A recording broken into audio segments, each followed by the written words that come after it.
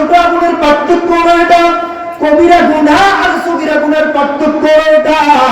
একজন ব্যক্তি যখন সগীরা গুনাহ করতেই থাকবে বড় গুনাহের দিকে ধাবিত হয়ে যাবে। ওই ছোট গুনাহ আর ছোট গুনাহ থাকবে না, ওই পাপের পথে চলতে চলতে এই পাপ রাশিটাকে বড় পাপের দিকে নিয়ে যাবে। সেই সর্বাত্মক পাপিষ্ঠ আর নাফরমান হয়ে জাহান্নামের মধ্যে নিক্ষিপ্ত হয়ে যাবে। ইন্নাল হামদুলিল্লাহ নাহমাদুহু ওয়া নাস্তাঈনুহু ওয়া নাস্তাগফিরুহু ওয়া নু'মিনু বিহি ওয়া নাতাওয়াক্কালু আলাইহি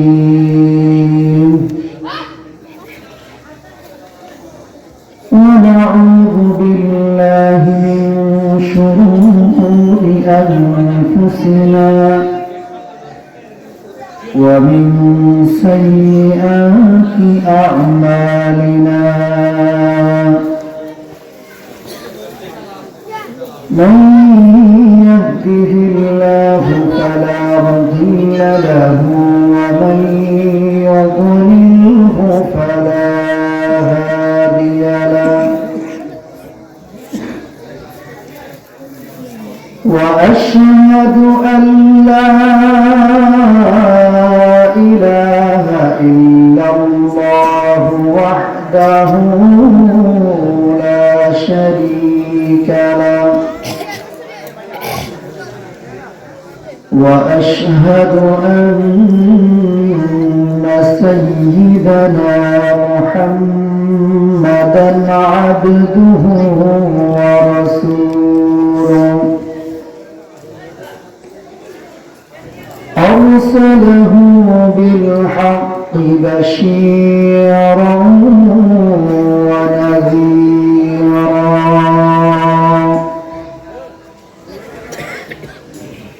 وداعيا إلى الله بإذنه وسراجا وقمرا منيرا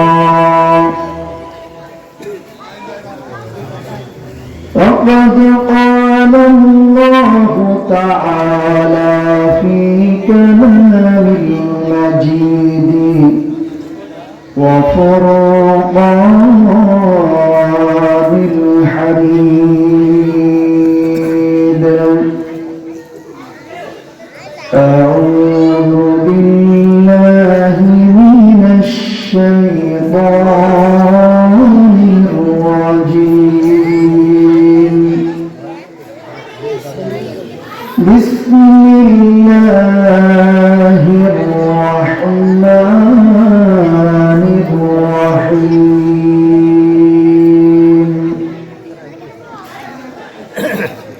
إن تجتنبوا كبائر ما تنهون عنه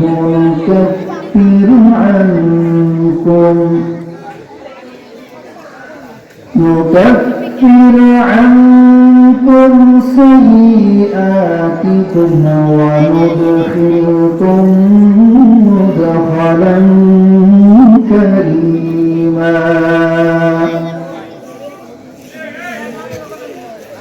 وقال صاحب القرآن رسول الله صلى الله عليه وسلم أول ما يحاسب به العبد يوم القيامة الصلاة وقال تعالى في شان حبيبه إن الله وملائكته يصلون على النبي يا أيها الذين آمنوا صلوا عليه وسلموا تسليما صلى الله على سيدنا محمد وآله وأصحابه وسلم صلى الله على سيدنا محمد وآله وأصحابه وسلم بلغ العلا بكماله كشف الدجى بجماله حسنت جميع خصاله صلوا عليه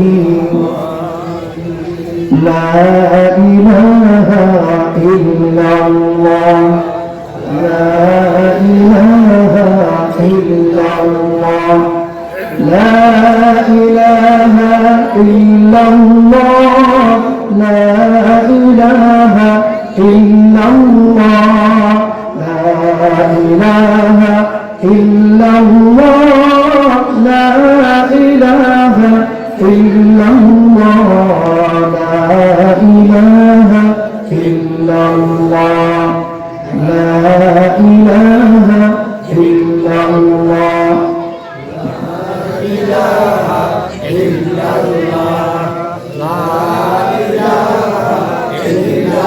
لا إله إلا الله محمد رسول الله صلى الله عليه وسلم মধ্যম পূর্ব চরহাজারি এ রহমানিয়া জামি মসজিদের উদ্যোগে আয়োজিত আজিম শান তাফসীরুল কুরআন মাহফিলের শ্রদ্ধাভাজন সভাপতি জনাব আব্দুর রহিম মেম্বার সাহেব, জনাব নুরুল আলীম মাস্টার সাহেব, সম্মুখপানে সমাগত মুরব্বিয়ানে আজম, তরুণ যুবকরা, সর্বপ্রথম রব্বে কায়নাতের দরবারে দিল থেকে কালিমাত শুকর আদায় করি, যিনি আমাদেরকে অত্যন্ত দয়া করে মায়া করে কোরআন হাদিসের নজবতে বা আজমত বা মোহাম্মত আজকের এই আজিম শান তাফসীরুল কুরআন মাহফিলের সময়গত হওয়ার তৌফিক দান করলেন। গোলাম হয়ে মতশিরে মালিকের দরবারে শ্রদ্ধার মস্তক অবনত করে দিল থেকে কালিমাত শুকর আদায় করি পড়ি আলহামদুলিল্লাহ। আজকের এই মাহফিল পেয়ে আপনারা খুশি না রাজা? সকলেই খুশি আলহামদুলিল্লাহ। মুমিনের আলামত হল মুমিন যত বেশি নেকের কাজ করবে অন্তর প্রফুল্ল অনুভব করবে, খুশি অনুভব করবে। তার পক্ষান্তরে বিপরীত ফাসিক ফুজ্জার যারা, তারা যত বেশি দিনের কাজ দেখবে তাদের অন্তরে জ্বালা পড়া সৃষ্টি হবে। কথা বলেন ঠিক না বেঠিক? তার বাস্তব নমুনা বর্তমান এই সমাজে ব্যাখ্যা করে বোঝানোর কোনো প্রয়োজন নাই। মুহতারাম হাজিরিন, আমি আপনাদের সামনে সূরাতুন নিসা 31 নম্বর আয়াত কারিমা তেলাওয়াত করেছি। আল্লাহর হাবিব সাল্লাল্লাহু আলাইহি ওয়াসাল্লামের অসংখ্য অগণিত হাদিস থেকে সহিহ বুখারীর একখানা হাদিস আপনাদের সামনে পেশ করেছি। আল্লাহ সুবহানাহু ওয়া তাআলা যদি তৌফিক দান করেন, সময়ের সংক্ষিপ্ত পরিসরে কোরআন হাদিসকে সামনে রেখে আমাদের উপকারে আসি এমন কিছু কথা বলার ইচ্ছা পোষণ করছি। আল্লাহ পাক আমাদের সকলকে আমলের নিয়তে কথাগুলো শোনার তৌফিক দান করেন, আমিন আমিন। মুহতারাম হাজিরিন,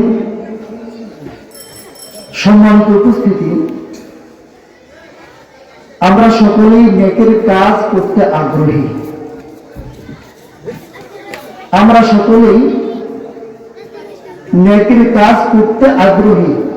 নামাজ পড়ি, রোজা রাখি, শরীয়তের অন্যান্য আরকান ও আহকাম পালন করি। সুবহানাল্লাহর ফজিলত সম্পর্কে জানি, আলহামদুলিল্লাহর ফজিলত সম্পর্কেও জানি, ইস্তিগফারের ফজিলত সম্পর্কেও জানি, আবার এগুলোর উপর আমরা আমলও করি। নেকের কাজ আমরা করতে থাকি, তার বিপরীত নেকের বিপরীত যে বদ কাজ, গুনাহের কাজ, এটা কিন্তু আমরা ছাড়ি না। কথা বল ঠিক না বেঠিক? 5 ওয়াক্ত নামাজও পড়ি, হাতের মধ্যে তাসবিহ আমার ঠিকই আছে, অন্যান্য আমলগুলো আমার ঠিকই আছে। এমন ব্যক্তিকেও দেখা যায় মারাত্মক মারাত্মক গুনাহের সাথে সম্পৃক্ত, গুনার কাজ ছাড়ে না। নেকের কাজ করা যেমন গুরুত্ব, তেমনি ভাবে পাপের কাজ ছেড়ে দাও তেমনি গুরুত্ব। কিন্তু আমরা একটা ধরেছি আরেকটা ছেড়েছি। কথা কোন বাস্তব না অবাস্তব? উভয়টার উপরেই আপনাকে আমাকে আমল করতে হবে যদি পরকালীন জগতে নাজাত পেতে চাই। ইমাম ইবনে মাজাহ রাহিমাহুল্লাহ তাআলা আনহু ইবনে মাজাহ শরীফের প্রথম হাদিস এনেছেন। আল্লাহর হাবিব সাল্লাল্লাহু আলাইহি ওয়াসাল্লাম বলেন, মা আমারতুকুম বিহি ফাখুযুহু মাসতাতাতুম ওয়া মা নাহাইতুম আনহু ফান্তাহু। এই হাদিসের ভিতরে আল্লাহর হাবিব বলেন, আমি তোমাদেরকে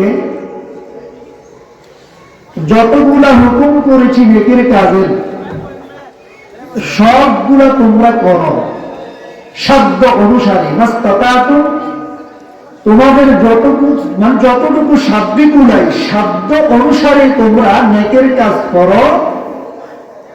আর যেই সমস্ত বিষয়ে শরীয়তে ইসলামিয়া নিষেধ করেছে, সমস্ত নিষিদ্ধ বস্তুগুলাকে, সমস্ত মানহিয়াত, সমস্ত নিষিদ্ধ বস্তুগুলা তোমরা ছেড়ে দাও। ইমাম ইবনে মাজাহ রাহমাতুল্লাহি আলাইহি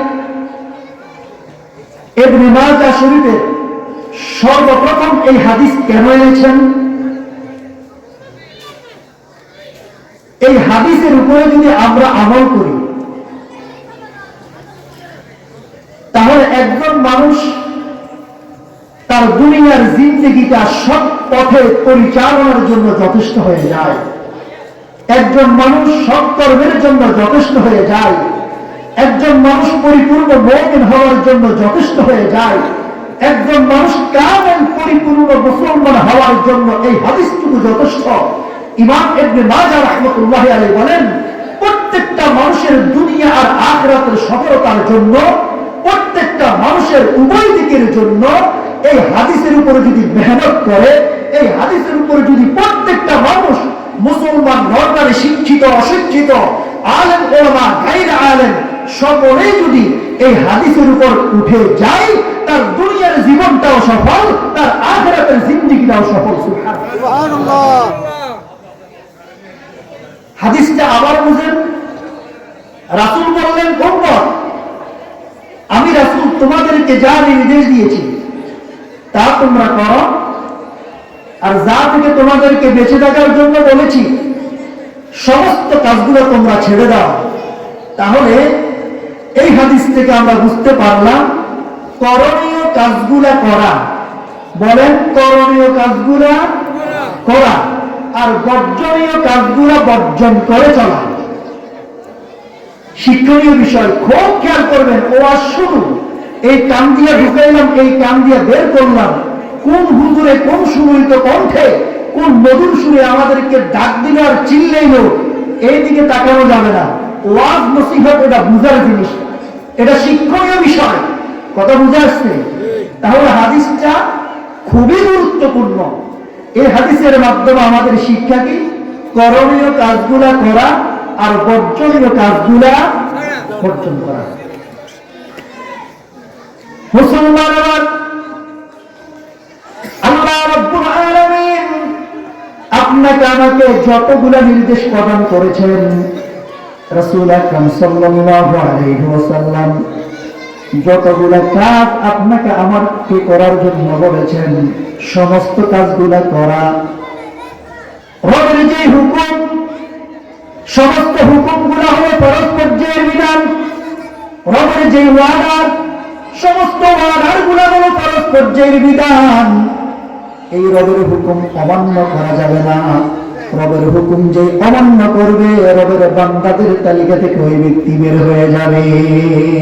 এজন্য মুসলমান একজন ব্যক্তি যদি কামেল মুমিন হতে চায়, একজন ব্যক্তি যদি পরিপূর্ণ ইমানদার হতে চায়, করণীয় কাজগুলো তাকে করতে হবে। বর্জনীয় কাজগুলো যত গুনাহের কাজ, বর্জনীয় কাজ মানে সমস্ত প্রকারের গুনাহের কাজ যা আমার আল্লাহ নিষেধ করেছেন, যা আমার রাসূল নিষেধ করেছেন, উম্মত তা যদি না করে, করার কাজ করবে, ছাড়ার কাজগুলা ছাড়বে, বলেন তো তার মাধ্যমে কখনো পাপের কাজ সংগঠিত হবে না। কথা কোন ঠিক না বেঠিক? যে ব্যক্তি করার কাজগুলো করলো আর নিষিদ্ধ বস্তুগুলো ছেড়ে দিল, ওই ব্যক্তি কখনো পাপের সাথে সম্পৃক্ত হবে না। ওই ব্যক্তি কখনো রবের নাফরমানি করবে না। ওই ব্যক্তি কখনো গুনাহের কাজ করবে না। ওই ব্যক্তি সৎ পথেই চলবে। ওই ব্যক্তি নেকের পথেই চলবে। ওই ব্যক্তি আমলওয়ালা হয়ে যাবে। ওই ব্যক্তি ঈমানওয়ালা হয়ে যাবে। এমন জিন্দেগি গঠন করার পর ওই ব্যক্তি যখন মৃত্যুবরণ করবে, সোজাসুজি আল্লাহর জান্নাতে ঢুকে যাবে। সহজ, কিন্তু এটা মানা খুবই কঠিন বিষয়। এটা মানা খুবই কঠিন বিষয়, কিন্তু বিষয়টি আমাদের জন্য সহজ। এই হাদিসের ভিতরে গোটা জিন্দেগিটা, প্রত্যেকটা মুমিনের গোটা জিন্দেগিকে দুরুস্ত করার জন্য, ঠিক করার জন্য, সঠিক পথে নেওয়ার জন্য একটা হাদিসে যথেষ্ট। এত বেশি ওয়াদের প্রয়োজন হয়। আল্লাহ এই হাদিসের উপর আমাকে, আপনাকে, আমাদের সকলকে আমল করার তৌফিক দান করেন। আমিন। এবার আসেন মুহতারাম হাজিরিন, আমি যে আয়াত কারিমা আপনাদের সামনে তেলাওয়াত করেছি, মহান রব কি বলেন দেখেন। ইন তাজতানিবু কাবাইরা মা তুনহাউনা আনহু নুকাফির আনকুম সাইয়্যাতিকুম ওয়া নুদখিলকুম মুদখালান কারীমা। আল্লাহ রাব্বুল আলামিন বলেন, যদি তোমরা গুনাহে কবিরা গুনাহ যদি তোমরা ছেড়ে দাও, নুকাফির আনকুম সাইয়্যাতিকুম, আমি আল্লাহ তোমাদের ছোট ছোট যে সমস্ত গুনাহগুলো আছে, এই গুনাহগুলো আমি আল্লাহ মাফ করে দেব।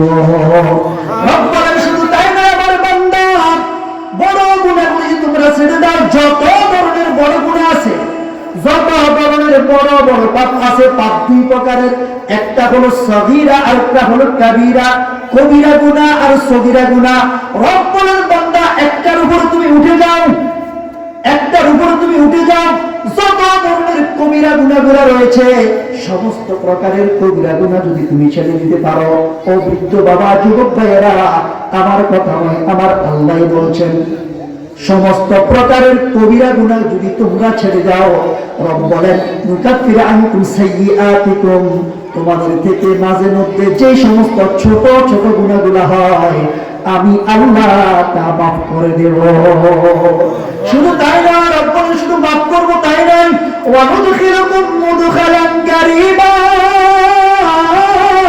রব বলেন, ও আমার বান্দা, আমি যে সম্মানজনক স্থান মুমিনের জন্য রেখেছি, একজন ইমানদারের জন্য যে সম্মানিত স্থান আমি রেখেছি, বলেন তো বাবারা, একজন মুমিনের জন্য পরকালীন জগতে সম্মানিত স্থান, সেই স্থানের নাম কি জোরে বলেন? জান্নাত। আর আস্তে বলেন কি? জান্নাত। রব বলেন, ওয়া নুদখিলুকুম মুদখালান কারীমা। ও আমার বান্দা, সেই সম্মানিত স্থান জান্নাতের মধ্যে তোমাকে প্রবেশ করাবো।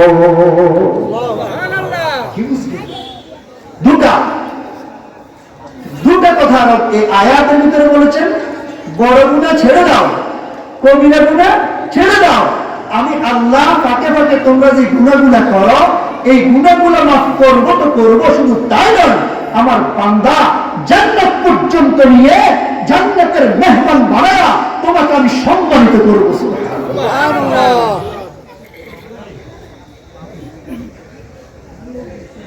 আরো কিছু মুমিনের আমল রয়েছে, যে আমলগুলা দ্বারা মাঝে মধ্যে যে ছোট ছোট গুনাহ হয়, সগীরা গুনাহ হয়, এই গুনাহগুলো আমার আল্লাহ মাফ করে দেন। বলো হুজুর, সগীরা গুনাহ এটা তো সাধারণ বিষয়, অনেকে মনে করে কি করে না? আপনারা বুঝেন কি? একটু কথা বলবেন, শীতটা আজকে একটু কম আছে না? 22 বছর কিছু তো এখানে একটু উদাই গেছেন না? বলেন, সগীরা গুনাহ যেটা বর্তমান সমাজে অনেক লোক এটাকে কোনো ছোট গুনাহ সমস্যা রাখে, সগীরা গুনাহ এটা কোনো অসুবিধা। আমি তার এক্সাম্পল, উদাহরণ এইভাবে দিই, শুনেন। একজন ব্যক্তি আগুন লাগাইলো, ধাও ধাও করে আগুন জ্বলছে, ওটাও আগুন। আরেকজন ব্যক্তি সিগারেট খাচ্ছে, সিগারেটের মাথার ভিতরে আগুন আছে না নাই? আপনি মনে করেন একটু খের লাগাইয়া শীতকালের কোনো আগুন লাগাই না, আগুন জ্বলতেছে, ওই আগুন আর সিগারেটের আগুন বেশ কম আছে না নাই? আছে। দাও দাও করে আগুন চলছে, ওই আগুন, আরেকটা হলো সিগারেটের আগুন। বলেন তো, দুই আগুনের ভিতরে ব্যবধান আছে না নাই? আছে। এবার আসেন, সিগারেটের আগুন আগুন, আর জ্বলন্ত যে আগুনটা সেটাও আগুন। এখন আমি আপনাকে প্রশ্ন করি, আপনি যে মনে করছেন সগীরা গুনাহ এটা কোনো সমস্যা নাই, তাহলে এই শীতের দিনে আপনি যে ল্যাপ মোড়ায়া, কম্বল মোড়ায়া ঘুমান, সিগারেটের ভিতরে যে আগুনটা আছে, এই আগুনটা মুখের ভিতরে নিয়ে ল্যাপ মোড়ায়া একটু ঘুমান, অবস্থাটা কি হবে বলেন? কথা কোন ছোট আগুনটা সমস্যা নাকি? আপনি তো বলছেন সগীরা গুনাহ কোনো সমস্যা নাই। সগীরা গুনাহ একটা মামুলি ব্যাপার, সাধারণ ব্যাপার। ও মুসলমান, সিগারেটের আগুনটা ছোট, এটা মামুলি ব্যাপার। কম্বল মোড়াইয়া যখন কম্বলের ভিতরে টান দিবেন, কম্বল তো যাবে যাবে, আপনার অবস্থাটাও কিন্তু খুব মর্মান্তিক হয়ে যাবে। কথা বলেন ঠিক কিনা? তো যে কথা বলছিলাম, আরো কিছু কিছু আমল রয়েছে, যে আমলের মাধ্যমে বান্দার সগীরা গুনাহ আল্লাহ রাব্বুল আলামিন মাফ করে দেন। তার ভিতরে হলো as-সালাওয়াতুল খামসু, 5 ওয়াক্ত নামাজ, ওয়াল জুমআতু ইলাল জুমআতি কাফারাতুল লিমা বাইনাহুন্না মা লাম তাগশাল কাবাইর। আল্লাহর হাবিব বলেন, এক জুমা থেকে নিয়ে আরেক জুমা পর্যন্ত, এক নামাজ থেকে নিয়ে আরেক নামাজ পর্যন্ত বান্দার এই মাঝে মাঝে যে গুনাহগুলা হয়ে যায়, নামাজের মাধ্যমে আর জুমার মাধ্যমে তার মাঝখানের গুনাহগুলা আমার আল্লাহ মাফ করে দেয়। আপনি ফজরের নামাজ পড়তেন যোহর পর্যন্ত, মাঝখানে যে সগীরা গুনাহ হলো, এই মাঝখানের গুনাহটা মাফ হয়ে যায়। এক জুমা থেকে নিয়ে আরেক জুমা পর্যন্ত মাঝখানের গুনাহগুলো আমার আল্লাহ মাফ করে দিবেন। শর্ত একটা। শর্ত কয়টা? শর্ত হলো একটা, যে আয়াতে কারিমা বলছি, ইনতাজতানিবু কাবাইর, যদি তোমরা কবিরা গুনাহগুলো ছেড়ে দাও, আমার বান্দা যদি তোমরা কবিরা গুনাহ ছেড়ে দাও, তাহলে মাঝখানের গুনাহগুলো আমি আল্লাহ তোমাদেরকে মাফ করে দেব। ওয়ানুদখিলুকুম মুদখালান কারীমা, আর তোমাদেরকে সম্মানিত করব জান্নাতের মধ্যে নিয়ে। সুবহানাল্লাহ। ও মুসলমান, শুধু তাই নয়, বান্দা যখন ওযু করে, যখন হাত ধৌত করে, এই হাত দ্বারা যত সগীরা গুনাহ করেছে আমার আল্লাহ তা মাফ করে দেন। বান্দা যখন কুলি করে, এই কুলির মাধ্যমে মুখ দ্বারা যত সগীরা গুনাহ হয়েছে আমার আল্লাহ মাফ করে দেন। বান্দা যখন চেহারাটা ধৌত করে, এই চেহারা ধৌতার মাধ্যমে যত গুনাহ হয়েছে, চেহারার মাধ্যমে সব গুনাহ আমার আল্লাহ মাফ করে দেন। পায়ের মাধ্যমে যত গুনাহ হয়েছে আল্লাহর হাবিব তিরমিজির বর্ণনা, আল্লাহর হাবিব সাল্লাল্লাহু আলাইহি ওয়াসাল্লাম হাদিসে পাকের ভিতরে বলেন একজন ব্যক্তি যখন সুন্দর করে ওযু করে যখন, আপনারা একটু কষ্ট করেন, এইভাবে আমার আলোচনা আসবে না, কারেকশনের সময় হবে ইনশাআল্লাহ। এখন একটু ডিস্টার্ব করবেন আপনারা, যে কথা বলছিলাম এইদিকে থাকেন। মুহতারাম হাজিরিন, যে কথা বলছিলাম, মুসলমান একজন মুমিন বান্দা যখন পরিপূর্ণ ওযু করে মসজিদের দিকে রওনা দেয়, আমার আল্লাহ রাব্বুল আলামিন তার প্রত্যেকটা কদমের বিনিময়ে তার একটা করে মর্যাদা বাড়িয়ে দেয়। সুবহানাল্লাহ।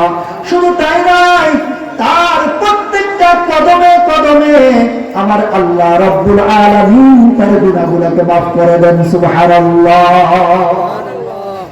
সত্য কয়টা জোরে বলেন? বুঝেন না কিন্তু, ওয়াজ কিন্তু আপনারা হারিয়ে বলছেন, বিষয়বস্তু আপনাদের শেষ, না বুঝা যান। সত্য কয়টা? একটা। ইনতাজিতা নিবু কাবাইর, যদি আমরা কবিরা গুনাহ থেকে বাঁচতে পারি। সত্য কয়টা? কোন? যদি কবিরা গুনাহ থেকে বাঁচতে পারি, এই সত্য যদি পালন করতে পারি, রব প্রদত্ত যে ওয়াদা, কসম রব্বে কাবা, রব যে ওয়াদা করেছেন সেই ওয়াদা যদি আমরা পালন করতে পারি, আজকের এই টেল্লারগাড়ে রহমানিয়া মসজিদের উদ্যোগে আয়োজিত আমার মা বোনরা, এই সমাজের লোক যদি পালন করতে পারে, রব বলেন আমার ওয়াদার জায়গায় ঠিকই আছে। বান্দা, তুমি যদি তোমার জিন্দেগিকে ঠিক করতে পারো, তুমি যদি কবিরা গুনাহ ছাড়তে পারো, এই টেল্লারগাড় সমাজের মুসলমানদের জন্য, মুমিনদের জন্য, মুমিনাতের জন্য আমি রবের ওয়াদা আগের জায়গায় এখনো বহাল আছে। সুবহানাল্লাহ। এজন্য আলোচনা খুবই গুরুত্বপূর্ণ। এখন প্রশ্ন, হুজুর কবিরা গুনাহ কি কি? কবিরা গুনার লিস্টিটা হলো অনেক বড়। ইমাম শামসুদ্দিন যাহাবী রাহিমাহুল্লাহ তাআলা কিতাবুল কাবাইরের ভিতরে কবিরা গুনার সংজ্ঞা সহ যত প্রকারের কবিরা গুনাহ হতে পারে সবগুলোর লিস্টি তিনি সেখানে দিয়েছেন। তার বাংলা অনুবাদ বের হয়েছে, কবিরা গুনাহ। এটা পড়তে পারেন, নেটেও সার্চ দিয়ে দেখতে পারেন। এখন তো বিভিন্ন লাইনে গোটাগুটি হয়, কিন্তু ইসলাম শিক্ষার জন্য গোটাগুটি হয় না। কথা কন না কেন?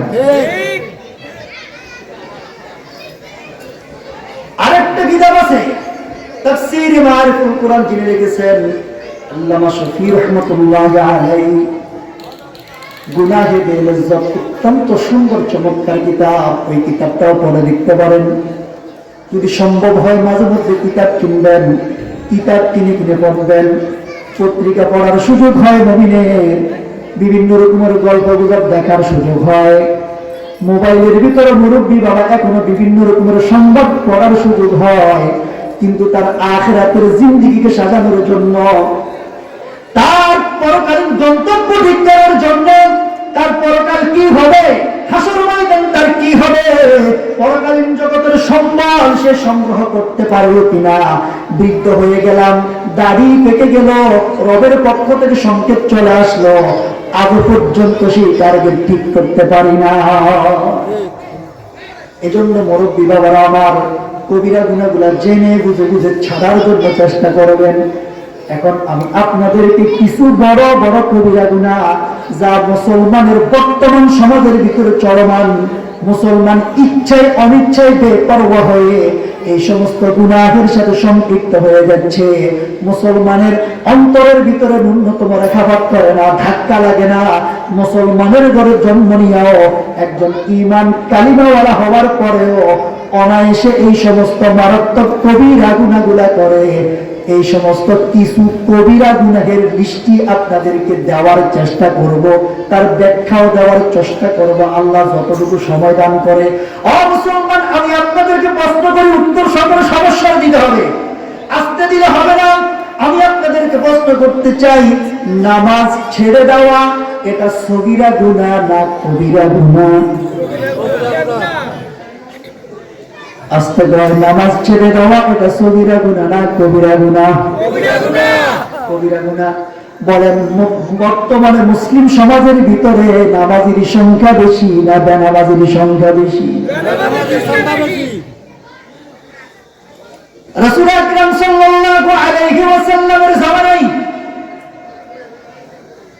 বর্তমান সমাজের মতো টাইলসের মসজিদ ছিল না, মসজিদগুলো পাকা ছিল না,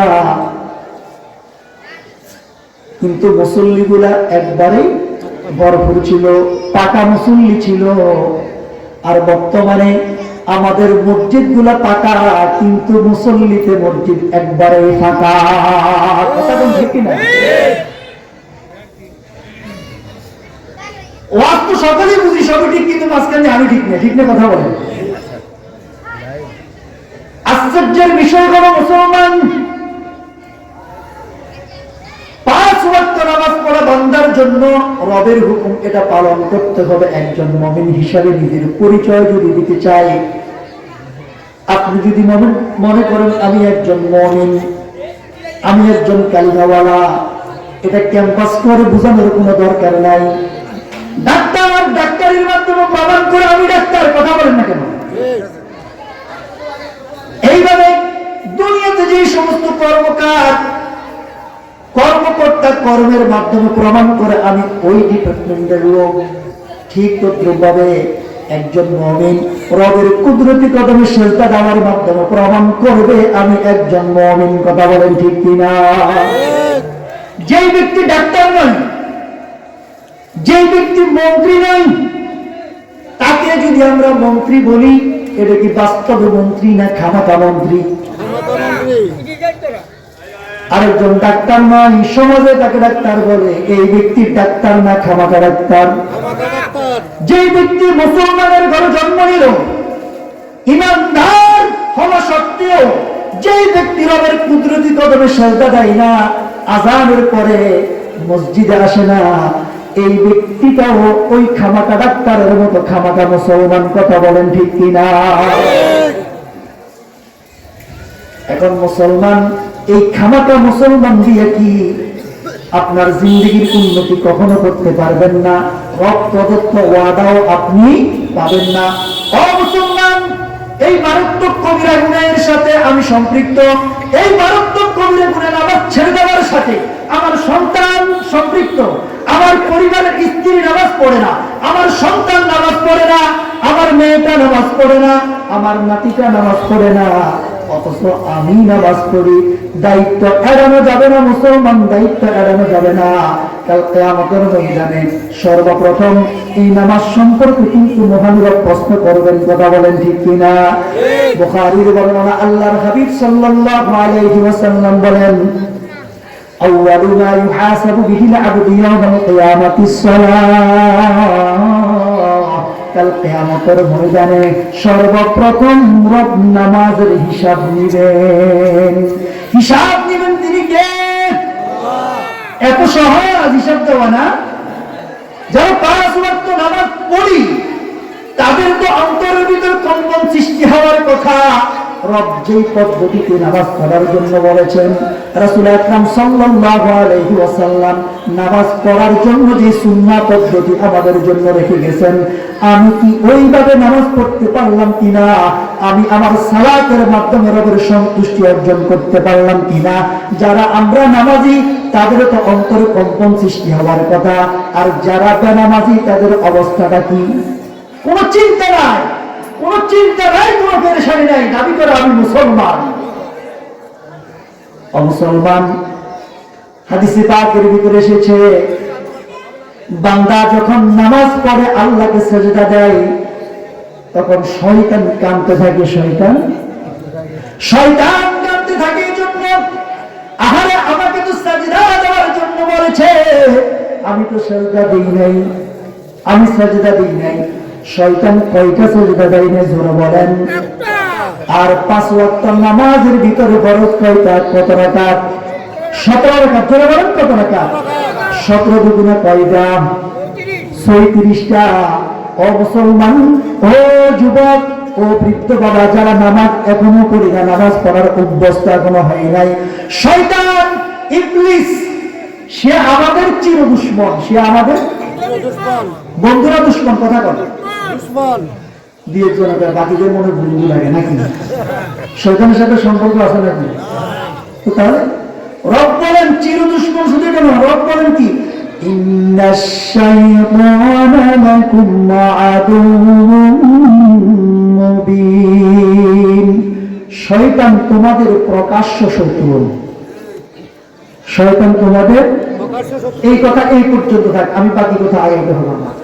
এবার আসেন হাদিসে পাকের ভিতরে এসেছে, আল্লাহর হাবিব সাল্লাল্লাহু আলাইহি ওয়াসাল্লাম বলেন, মানুষ যখন মুমিন যখন রবের কুদরতি কদমে সিজদা করে তখন শয়তান কাঁপতে থাকে, আহারে আমাকে মাত্র একটা সিজদা দেওয়ার জন্য হুকুম করা হলো, আমি সিজদা করলাম না, আর এই মুমিনকে সিজদা করার জন্য হুকুম করা হলো, ফাসাজাদা, তারা সিজদা করলো, ওয়ালাহুল জান্নাহ, তাদের জন্য জান্নাত ওয়াজিব হয়ে গেল। সুবহানাল্লাহ। আর আমাকে সিজদা দেওয়ার জন্য বলেছে, আমি সিজদা করি নাই। রবের নিকট ওই শয়তান যে আমাদের চির দুশমন, প্রকাশ্য শত্রু, সে বলে, আল্লাহ আমি সিজদা না দেওয়ার কারণে অভিশপ্ত হয়েছি, আল্লাহ আমি তোমার সাথে ওয়াদা করছি, তোমার এই সমস্ত বনি আদম বান্দা, এই মুমিন, আমি আপ্রাণ চেষ্টা করব তাদেরকে তোমার কুদরতি কদমে সিজদা না দেওয়া, নামাজ না পড়াইয়া আমার সাথে সঙ্গী করে জাহান্নামে নেওয়ার জন্য। মুসলমান মানুষ যখন নামাজ পড়ে না, মুয়াজ্জিন বলে, হাইয়া আলাস সালাহ, আসো নামাজের দিকে, আসো নামাজের দিকে। এটা কি মুয়াজ্জিন বলে না, আল্লাহ বলে? জোরে বলেন না কেন? আল্লাহ পাক রব্বুল আলামিন বলেন, বান্দা মুয়াজ্জিনের কণ্ঠে আমি এই কথাটা ঘোষণা করার জন্য বলেছি, কিয়ামত পর্যন্ত মুয়াজ্জিন আমার দেওয়া সেই বাক্য দ্বারা তোমাদেরকে নামাজের দিকে আহ্বান করে, নামাজের দিকে ডাকতে থাকে। যারা সিজদা করে, সিজদা থেকে শয়তান কাঁপতে থাকে, আর যারা আল্লাহর ডাককে অ্যাভয়েড করে, প্রত্যাখ্যান করে গাদ মুড়িয়ে চলে যায়, গাদ মুড়িয়ে চলে যায়, শয়তান তাদের এই কর্মকাণ্ড থেকে খুবই খুশি হয়ে যায়। নাউজুবিল্লাহ বলুন। কি বুঝছেন? এখন সিদ্ধান্ত আপনাকে নিতে হবে, ওয়াজ শুনলে হবে না, আপনাকে ডিসিশন নিতে হবে। এখন রব বলেছেন শয়তান আমাদের প্রকাশ্য শত্রু। দুনিয়াতে এমন কোন ব্যক্তি আছে দুনিয়ার শত্রুর সাথে হাত মিলায়? আসেনি? দুনিয়ার শত্রুর সাথে আলিঙ্গন করে এমন কোন মানুষ নাই। দুনিয়ার শত্রু থেকে মানুষ বাঁচে, এমনকি রাতের অন্ধকারে নির্জনে যখন সে চলতে থাকে, তখন তার অন্তরের ভিতরে ভয়ের সঞ্চার হয় যে প্রতিমধ্যে যদি শত্রু আমার সাথে দেখা হয়, আমাকে ঘায়েল করার চেষ্টা করবে, আজ থেকে খোঁজ খবর নেয় এই পথে আমার শত্রু আছে কিনা।